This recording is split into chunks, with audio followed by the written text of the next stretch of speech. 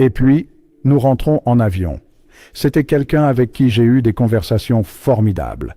Kevin Costner, l'icône hollywoodienne connue pour ses rôles inoubliables dans des films comme Field of Dreams et Danse avec les loups, a récemment fait une confession choquante à propos de la femme qui a capturé son cœur. Cette révélation mystérieuse a éveillé la curiosité des fans, qui sont impatients d'en savoir plus sur la relation secrète qui est restée cachée pendant des années.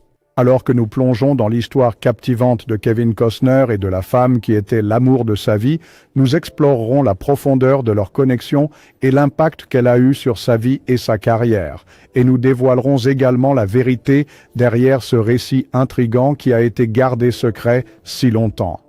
La jeunesse de Costner. Avant de plonger dans la vie intéressante de Costner, il est important de jeter un coup d'œil sur son parcours vers la célébrité. Costner est né le 18 janvier 1955 à Linwood, Californie, et a passé son enfance à Compton, Californie. Ses parents, William et Sharon Costner, l'ont élevé avec ses deux frères, Kevin étant le plus jeune. Malheureusement, l'un de ses frères est décédé peu après sa naissance. Sa mère travaillait en tant qu'assistante sociale, tandis que son père avait une carrière d'électricien et de cadre dans les services publics. L'histoire familiale de Costner remonte à des immigrants allemands qui se sont installés en Caroline du Nord, et il a également des origines anglaises, irlandaises, écossaises et galloises. En grandissant, il a été immergé dans la foi baptiste et a participé à diverses activités telles que les sports, les leçons de piano, l'écriture de poésie et le chant dans la chorale de l'église. Bien qu'il ne soit pas particulièrement intéressé par les études, Costner a trouvé sa passion pour les films western après avoir vu La Conquête de l'Ouest en 1962 étant enfant. Les années d'adolescence de Costner se sont passées dans différentes régions de Californie au fur et à mesure que la carrière de son père progressait. Pendant cette période, il a rencontré des difficultés et a admis avoir perdu une quantité significative de confiance à cause du fait de devoir constamment se faire de nouveaux amis. Initialement, Costner résidait à Ventura et a ensuite déménagé à Visalia. Il a fréquenté le lycée Mount Whitney où il participait activement à la fanfare. Ensuite, Costner a obtenu son diplôme de Villa Park High School en 1973. Pendant son séjour à Villa Park, il a joué au baseball et était coéquipier avec Dennis Byrd. En 1978, il a obtenu une licence de l'Université d'État de Californie, Fullerton, CSUF. Pendant ses études à CSUF, il est devenu membre de la fraternité Delta Chi. C'est pendant sa dernière année d'université que Costner s'est intéressé à la comédie et à la danse. En 1978, alors qu'il revenait de sa lune de miel à Puerto Vallarta, il fit une rencontre fortuite avec l'acteur Richard Burton dans un avion. À ce moment-là, Costner était incertain de poursuivre une carrière dans le cinéma et a cherché les conseils de Burton. Selon Costner, Burton l'a encouragé à suivre sa passion pour le théâtre. De plus, Costner a demandé s'il était possible d'être acteur sans subir de tourments personnels, ce à quoi Burton a répondu positivement. Costner attribue sa décision de devenir acteur à l'inspiration qu'il a reçue de Burton. Après avoir décidé de devenir cadre en marketing, Costner a commencé à suivre des cours de théâtre 5 soirs par semaine. Sa femme était là pour l'encourager. Il n'a travaillé dans le marketing qu'1 mois. Pendant ce temps, il a occupé différents emplois pour améliorer son jeu d'acteur, comme travailler sur des bateaux de pêche, conduire des camions et donner des visites guidées des maisons célèbres d'Hollywood. Ces emplois l'ont aidé, lui et sa femme, pendant qu'il passait des auditions, et son travail acharné a-t-il porté ses fruits. Découvrons-le. Carrière et ascension vers la célébrité. La première apparition de Costner sur grand écran fut dans le film Cecil Beach, USA, 1981. Bien que le film ait été en réalité tourné durant l'hiver 1978 à 1979, mais n'ait pas été sorti avant 1981, avec une ressortie en 1986. En raison des retards de sortie et d'un manque de documentation appropriée, beaucoup ont cru à tort que les débuts de Costner étaient dans The Touch en 1983. Dans Night Shift, 1982, réalisé par Ron Howard, Costner a eu un rôle mineur en tant que frat boy H1 dans une scène située lors d'une fête sauvage dans une morgue de New York, où la musique s'arrête soudainement, provoquant une réaction de surprise du personnage de Costner qui est vu tenant une bière. Costner est également apparu dans une publicité pour l'Apple Lisa et a eu un petit rôle dans le film Testament en 1983. Il avait d'abord été choisi pour le film The Big Chill, tournant des scènes qui devaient être des flashbacks, mais qui ont finalement été coupées de la version finale. Son personnage, Alex, était l'ami qui s'est suicidé, catalysant la réunion du casting principal. Le réalisateur Lawrence Kasdan, un ami de Costner, lui a promis un rôle dans un projet futur, qui s'est avéré être Silverado 1985, un rôle qui a aidé à propulser la carrière de Costner. La même année, il a également joué dans les films Fandango et American Flyers et est apparu dans un épisode spécial des Histoires fantastiques de Steven Spielberg aux côtés de Kiefer Sutherland. Costner est devenu une star en 1987 lorsqu'il a joué le rôle de l'agent fédéral Elliot Ness dans Les Incorruptibles et a joué dans le thriller Sens unique. Son statut d'acteur de premier plan a été encore renforcé par ses performances dans les films sur le baseball Bull Durham et Field of Dreams.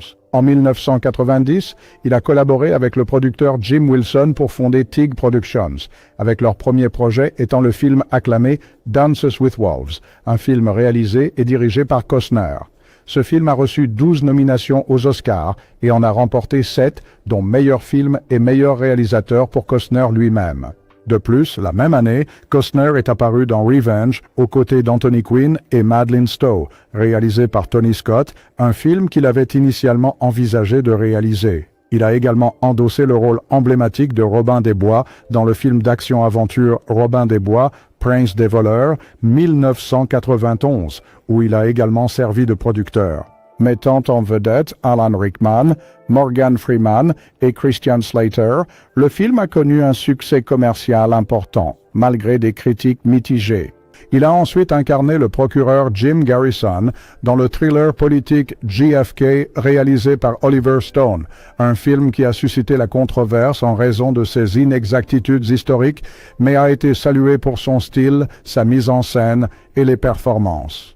La performance de Costner lui a valu une nomination au Golden Globe Award pour le meilleur acteur dans un film dramatique, avec le critique Roger Ebert louant son interprétation de Garrison pour sa prestation mesurée mais passionnée. Plus tard, il est apparu aux côtés de Whitney Houston dans le drame romantique The Bodyguard, où il a également pris le rôle de producteur. Le film est devenu un phénomène culturel et a connu un grand succès financier. L'année suivante, il a incarné un fugitif dans le drame de Clint Eastwood, Un monde parfait.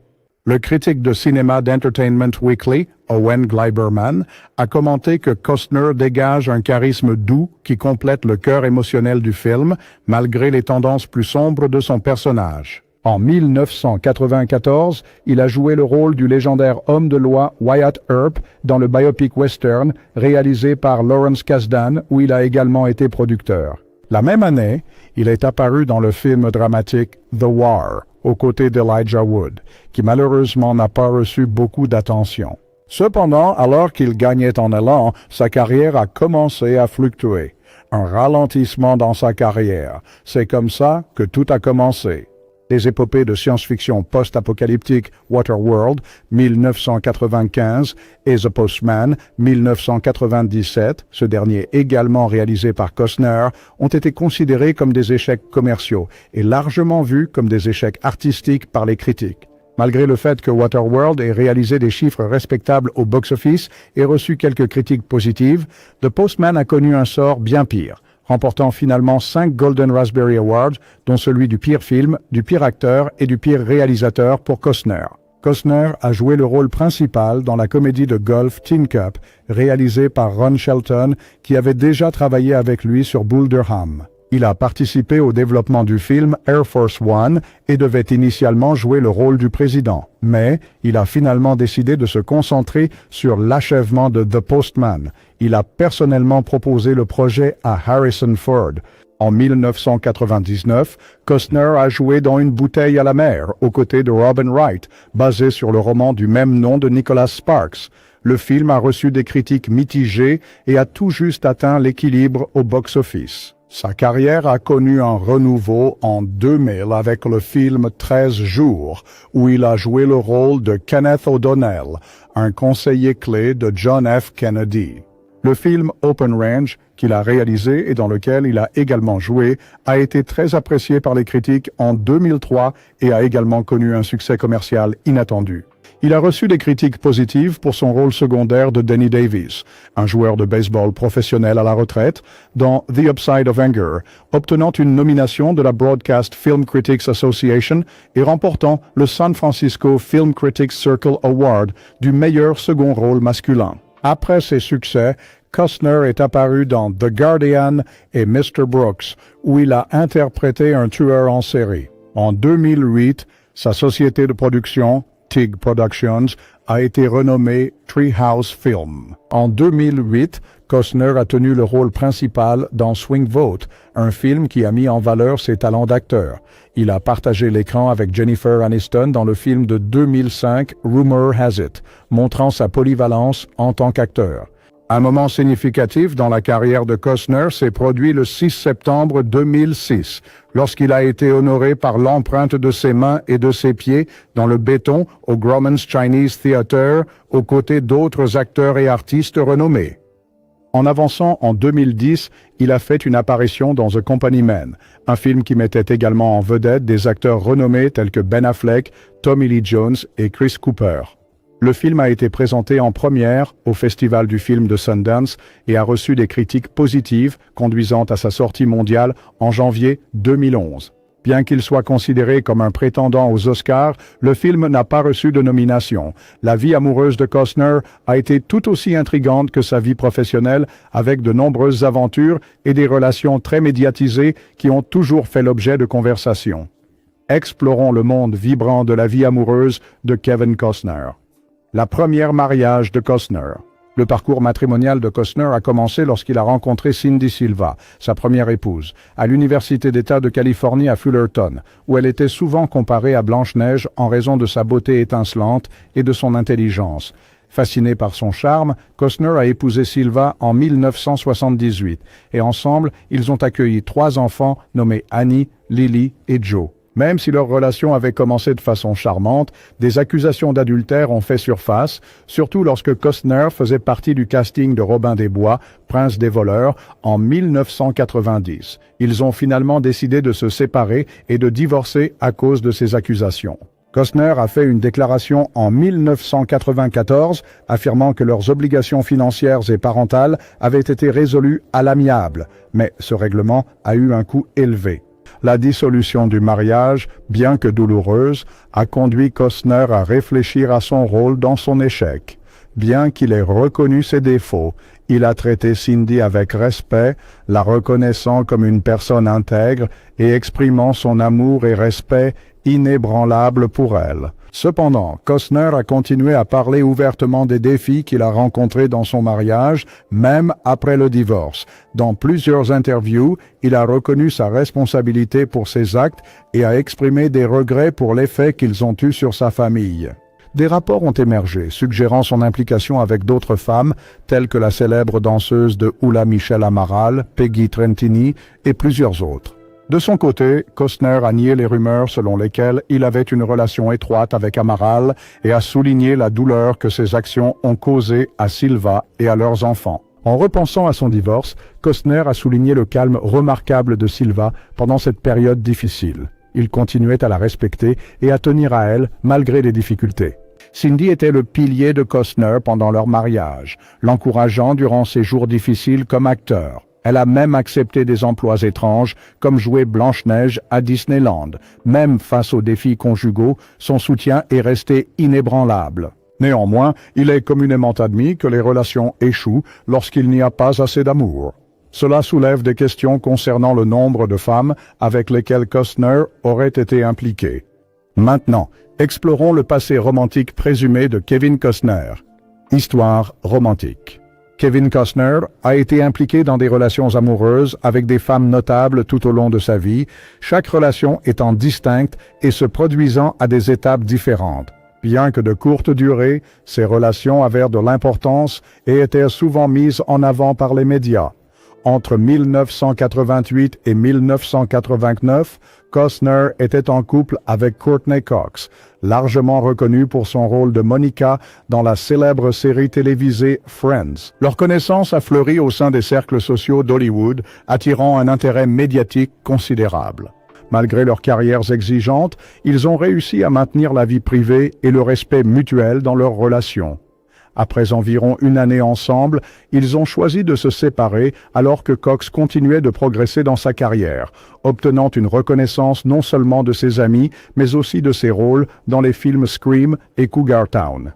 Au milieu de 1988, des rumeurs circulaient selon lesquelles Kevin Costner entretenait une relation avec Tawny Little, une personnalité de la télévision renommée et ancienne gagnante du concours Miss America en 1976.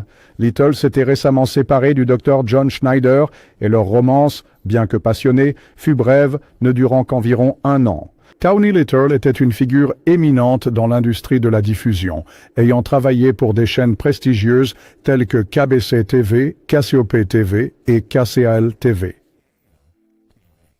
La conclusion de leur relation a laissé les fans attristés, car beaucoup avaient anticipé qu'elle durerait plus longtemps. En 1996, après son divorce, Kevin Costner a entamé une relation avec Carla Bruni, qui était une ancienne mannequin et auteure-compositrice-interprète. Bruni a par la suite attiré l'attention du public en tant que première dame de France, mais leur relation a été de courte durée, se terminant après 1 an. Carla Bruni était renommée non seulement pour sa carrière réussie en tant que top modèle dans les années 1980 et 1990, mais aussi pour ses accomplissements musicaux, y compris la sortie de plusieurs albums. Par la suite, elle a épousé le président français Nicolas Sarkozy et est restée une figure publique importante.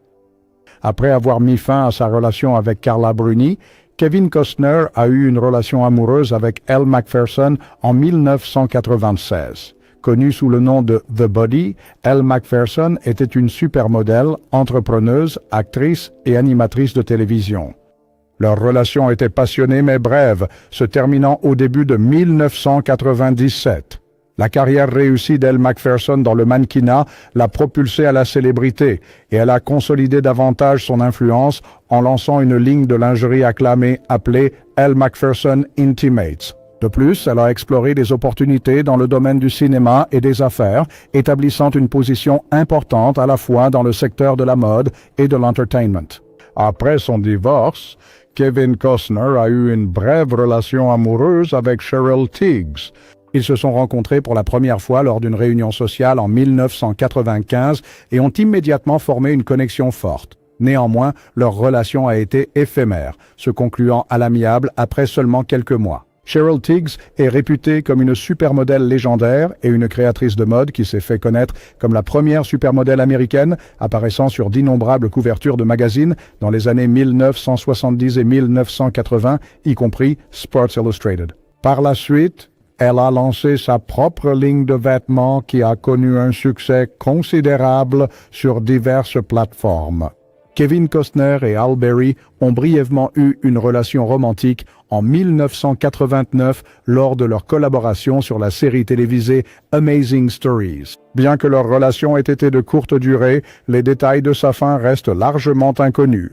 Néanmoins, ils ont réussi à entretenir une relation professionnelle positive. Halle Berry a parlé en termes élogieux de Costner dans diverses interviews. Berry est une actrice renommée qui a reçu des critiques élogieuses, y compris un Oscar pour sa performance dans À l'ombre de la haine. Elle a marqué l'histoire en étant la première femme afro-américaine à remporter l'Oscar de la meilleure actrice. En plus de son rôle primé, Berry est reconnue pour ses contributions à la série de films X-Men et a été une figure éminente à Hollywood depuis les 30 dernières années. Cependant, ce n'est pas tout. L'histoire romantique continue. Il semble qu'après la désolation de son premier mariage, il ait commencé à chercher l'amour. Cependant, cela a toujours été bref. À la fin des années 1980, il y avait des spéculations sur une relation amoureuse entre Costner et Bobby Brown, bien que des informations spécifiques manquaient. Il était toutefois connu qu'ils avaient une forte amitié à cette époque et étaient souvent vus ensemble lors de divers événements à Hollywood. Bobby Brown a accédé à la célébrité en tant que modèle vidéo, se faisant surtout connaître pour son apparition dans le clip de Cherry Pie de Warren, ce qui a renforcé sa réputation dans l'industrie. En 1990, des spéculations sont apparues dans l'industrie du divertissement concernant une brève relation romantique entre Kevin Costner et Michelle Pfeiffer, encouragée par leur collaboration sur le film The Fabulous Baker Boys. Malgré sa brièveté, la prétendue romance a attiré une attention médiatique significative, élargissant davantage la réputation de Costner en matière de liaison romantique. Pfeiffer, connue pour son talent d'actrice exceptionnelle montré dans des films emblématiques tels que Scarface et Les Liaisons dangereuses, a consolidé son statut de figure importante à Hollywood. Costner a été encore plus pris dans la curiosité lorsqu'il a entamé une relation amoureuse, rapide et intense, avec la supermodèle britannique Naomi Campbell la même année. Leur interaction a commencé lors d'un événement de mode à Los Angeles et s'est rapidement transformée en une relation très médiatisée. Malgré leur trajectoire de carrière divergente, les médias ont accordé une grande importance à leur brève union. L'ascension de Campbell, en tant que supermodèle et ensuite comme figure éminente dans la philanthropie, a cimenté sa position en tant qu'icône mondiale. De 1991 à 1992, des spéculations ont surgi concernant une relation amoureuse entre Kevin Costner et Peggy Trentini. Leurs interactions étaient discrètes, avec peu de divulgation publique, suggérant l'inclination de Costner pour la confidentialité. Les raisons de leur séparation n'ont pas été divulguées, reflétant l'inclination de Costner à protéger certains aspects de sa vie personnelle de l'attention médiatique. En 1993, il y avait de brèves rumeurs liant Costner à Mira Sorvino, avec des spéculations indiquant qu'ils s'étaient rencontrés lors d'une soirée mondaine à Hollywood et s'étaient rapidement liés par leur enthousiasme commun pour les arts et leurs carrières accomplies dans le cinéma. L'attraction initiale entre eux a été alimentée par ces intérêts communs. Néanmoins, leur relation a diminué après une brève période. L'interprétation exceptionnelle de Mira Sorvino dans Maudite Aphrodite lui a valu un Oscar et a consolidé sa position en tant qu'actrice très estimée. Une romance brève mais significative. Kevin Costner a connu un changement important dans sa vie amoureuse lorsqu'il s'est engagé dans une brève relation avec Bridget Rooney, une personnalité influente connue pour être l'héritière de la fortune des Pittsburgh Steelers. Cela s'est produit peu après son divorce de Cindy Silva. Costner et Rooney ont accueilli un fils, Liam, dans le monde, qui a maintenant 27 ans et témoigne de leur liaison brève mais intense. Malgré l'assurance de Rooney concernant la paternité de Liam, un test de paternité a été effectué pour confirmer officiellement Costner comme le père. L'affaire, qui a duré plusieurs mois, aurait coûté cher à l'acteur, estimé à environ 7 millions de dollars. Bien que la relation entre Costner et Rooney n'ait pas été exempte de défis alors qu'ils naviguaient ensemble dans les responsabilités parentales, leur romance a rencontré des difficultés qui ont finalement conduit à leur séparation après environ une année de fréquentation. Costner a publiquement reconnu Liam après que Rooney a demandé un test de paternité lorsqu'ils se sont séparés. Costner a créé un fonds fiduciaire pour Liam et restait en contact avec lui de temps en temps. La connexion de Bridget Rooney avec les Pittsburgh Steelers et la richesse de sa famille ajoutaient de la complexité à leur relation. Malgré les défis, leur romance éphémère a eu un impact profond sur la vie personnelle de Costner. Elle a influencé son rôle de père et de figure publique alors qu'il naviguait les défis de l'amour et de la famille sous les projecteurs. Son unique véritable amour. Il est choquant de découvrir que Kevin Costner a qualifié Whitney Houston de son unique véritable amour. Kevin Costner et Whitney Houston ont atteint un statut iconique en tant que couple à l'écran dans le film de 1992 The Bodyguard, leur alchimie évidente contribuant de manière significative au succès immense du film au box-office. Des spéculations concernant une possible romance hors écran entre les deux stars ont suivi, bien que Costner et Houston se soient abstenus de confirmer quoi que ce soit au-delà de leur association professionnelle. Costner a attribué la forte connexion à l'écran entre lui et Whitney Houston au scénario conçu par Lawrence Kasdan. Il a expliqué que le dialogue distinct et intelligent échangé par leurs personnages générait une dynamique particulière. Malgré cela, Kasdan a déclaré que les mots échangés entre eux ont contribué de manière significative à leur alchimie. Néanmoins, après le décès de Huston, Kasdan l'a qualifié de son unique véritable amour, alimentant ainsi davantage de spéculations. Pendant le tournage de The Bodyguard, Huston entretenait une relation sérieuse avec Bobby Brown, qu'elle a épousé plus tard cette même année.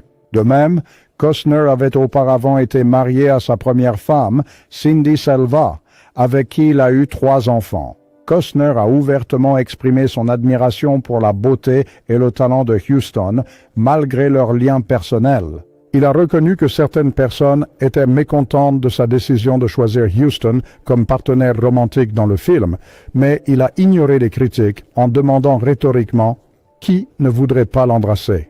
Lors d'une interview en 1992, Whitney Houston a exprimé son admiration pour Kevin Costner, affirmant qu'il collaborait sur des scripts pendant leurs jours de repos et qu'elle le considérait comme un ami proche. Leur lien fort était évident dans leurs interactions à la fois à l'écran et en dehors, bien qu'il n'y ait aucune preuve définitive que leur relation ait évolué en une relation amoureuse. Le mariage de Costner avec Cindy Silva s'est terminé en 1994 et cet événement n'était pas lié à son association avec Huston.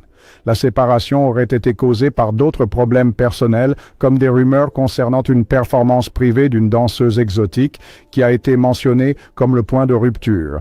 Lors des funérailles de Huston, Costner a prononcé un éloge où il a exprimé son admiration pour elle, la décrivant comme majestueuse et se remémorant comment sa beauté et son talent l'avaient enchantée. Cet hommage sincère a souligné le lien profond qu'ils avaient partagé, même s'il n'est jamais allé au-delà d'une amitié proche.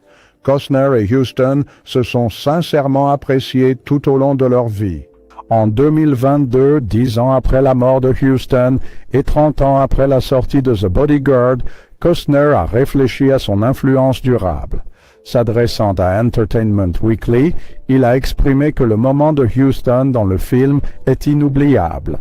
Costner croyait que cela exemplifiait l'enchantement du cinéma à son meilleur, démontrant l'importance de Huston pour lui et l'impact durable de leur collaboration. Malgré les rumeurs persistantes suggérant une implication romantique entre Costner et Huston, les deux stars ont affirmé que leur relation était purement professionnelle. Leur respect et admiration mutuelle ont forgé un lien durable, résultant en une alchimie à l'écran inoubliable dans The Bodyguard. Cheers. Lorsqu'il pensait avoir perdu son unique véritable amour, il renonça à jamais trouver l'amour. Cependant, le destin avait d'autres plans pour lui. En 1996, pendant la production du film Tin Cup, Kevin Costner a eu une rencontre avec Christine Baumgartner, une ancienne mannequin qui s'était reconvertie dans la conception de sacs à main. Inconnus d'eux à l'époque, cette interaction initiale allait poser les bases d'une histoire d'amour captivante. Leur relation a débuté progressivement, car ils ont passé plus de 2 ans à se fréquenter avant de se séparer temporairement en 2002. Les collègues de Costner ont révélé que des complications ont surgi, notamment en raison de la réticence de l'acteur à envisager de fonder une famille. Baumgartner montrait une affection et patience inébranlables, démontrant un engagement sans faille à l'attendre, bien que pas indéfiniment. Leur retrouvaille était marquée par un sentiment d'enchantement. Costner a avoué qu'il n'était pas initialement prêt à se lancer dans une nouvelle relation amoureuse en rencontrant Baumgartner, mais le destin avait d'autres intentions. La relation de Kevin Costner avec Christine Baumgartner se caractérisait par un tourbillon d'émotions, d'incertitude et finalement de chagrin. Leur parcours commun a mis en évidence les complexités de l'amour et du mariage, ponctués de moments de joie et de tristesse. La réticence initiale de Costner était alimentée par sa crainte de la paternité, alors qu'il luttait avec l'incertitude de vouloir d'autres enfants. Cette hésitation a prolongé leur relation et a conduit à une séparation temporaire. Néanmoins, un moment de clarté lui a entièrement transformé sa perspective. Il a pris conscience que son appréhension empêchait sa capacité à pleinement embrasser le bonheur de la paternité et l'affection d'une compagne dévouée comme Baumgartner. Leur conte romantique a connu une transformation délicieuse lorsqu'ils se sont fiancés en 2003 et ont scellé leur engagement par une cérémonie nuptiale l'année suivante dans le superbe ranch de Costner aux pittoresques environs d'Aspen, Colorado, affectueusement connu sous le nom de Dunbar. Le couple a échangé ses vœux matrimoniaux dans un cadre serein et enchanteur entouré par la splendeur verdoyante de la nature. Le vaste ranch de Costner a servi de cadre idyllique pour leur union maritale. Costner et Baumgartner sont tous deux diplômés de la California State University Fullerton, établissant ainsi un lien supplémentaire dans leur récit. Baumgartner a obtenu un diplôme en commerce de l'institution, soulignant ainsi son intellect et sa détermination. Après leur mariage, Costner et Baumgartner ont entamé un nouveau chapitre ensemble, accueillant les défis et les joies de la parentalité en accueillant 3 enfants dans leur vie, Caden, Hayes et Grace. Leur famille a prospéré dans le cadre serein de leur ranch à Aspen. La pause de Costner dans la production de films a montré son fort engagement envers sa nouvelle famille alors qu'ils rencontraient et surmontaient ensemble les défis de la vie pendant la période tumultueuse de la pandémie de COVID-19. Malgré leur union initiale, des fissures dans leur mariage sont devenues évidentes. Baumgartner aurait lancé un ultimatum à Costner concernant sa participation à la populaire série télévisée Yellowstone. Ce développement a intensifié la tension dans leur relation, révélant des tensions latentes qui couvaient. Ensuite, en mai 2024, des révélations choquantes ont émergé concernant Baumgartner, engageant une procédure de divorce après 18 ans de mariage avec Costner. La révélation choquante a eu un impact significatif sur la famille et les fans, malgré les tentatives de maintenir la vie personnelle privée. La fin inévitable de leur mariage a conduit Kevin Costner et Christine Baumgartner à demander la garde conjointe de leurs 3 enfants, démontrant ainsi leur engagement à coparenter malgré les obstacles. Le couple a finalisé leur séparation avec un contrat prénuptial qui a été maintenu en septembre 2023. La transition de l'amour à la douleur qu'ils ont vécue a suscité un intérêt considérable, servant de rappel poignant de la nature complexe et délicate des relations, même dans le monde glamour d'Hollywood. Au-delà de son métier d'acteur, Costner est un homme aux multiples talents. Costner, qui est le chanteur principal de Kevin Costner and Modern West, un groupe de country rock, a créé le groupe avec le soutien de sa femme, Christine. En commençant une tournée mondiale en octobre 2007, le groupe s'est produit dans divers lieux, tels qu'Istanbul à Rome, ainsi qu'aux courses NASCAR Sprint Cup Series, au Daytona International Speedway et au Charlotte Motor Speedway à Concord, en Caroline du Nord.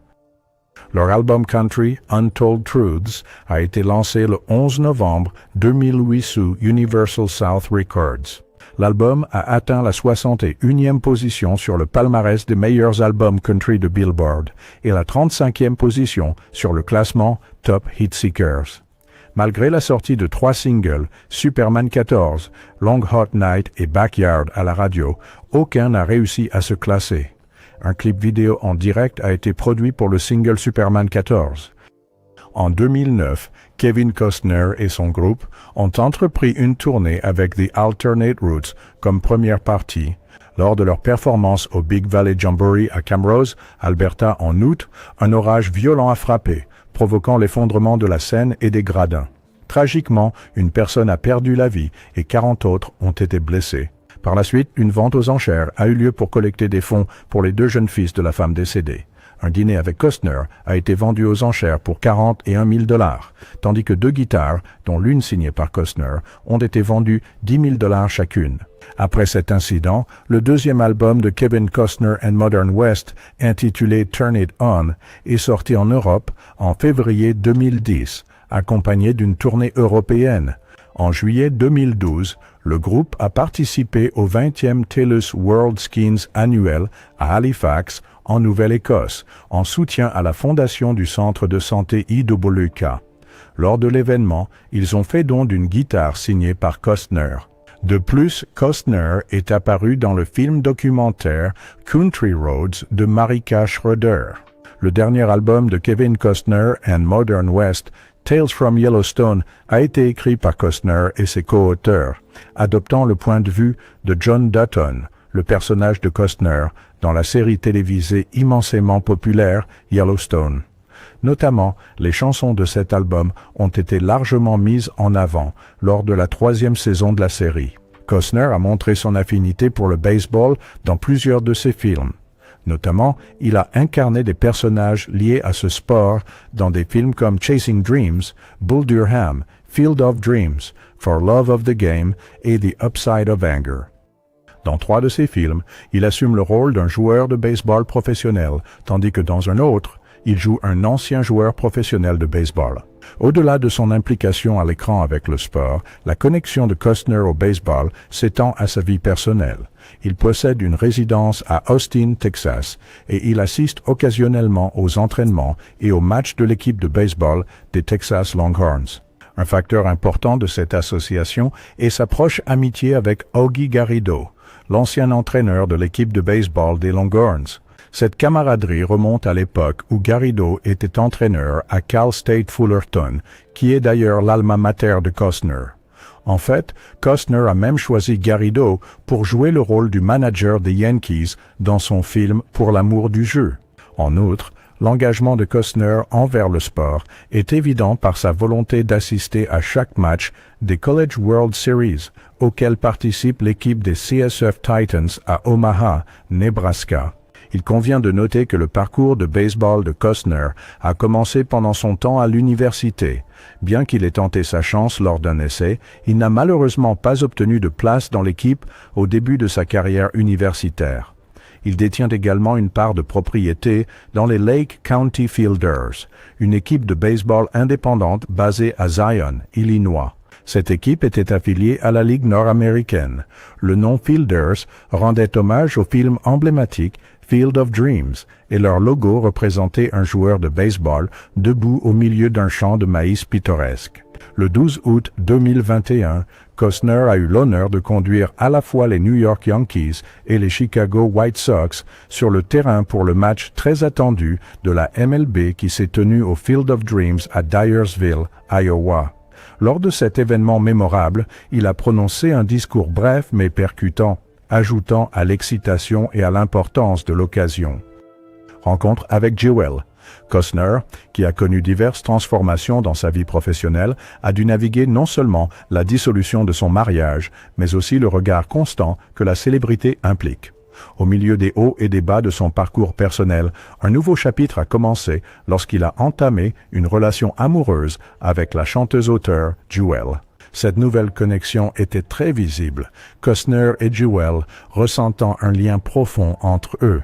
Ils se sont rapprochés grâce à leur parcours unique et leur passion commune pour la musique et les arts.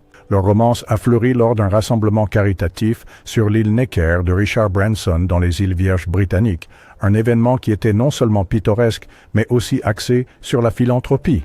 La collecte de fonds de tennis a été organisée par la fondation Jill Inspiring Children, une cause qui lui tenait particulièrement à cœur.